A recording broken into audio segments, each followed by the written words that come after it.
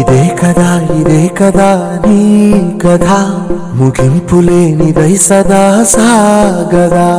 ఇదే కదా నీ కథ ముగింపులేనిదై సదా సాగదా. నీ కంటి రెప్పలంచున మనస్సు నిండి పొంగిన ఓ నీటి బిందువే కదా నువ్వెతుకుతున్న సంపద.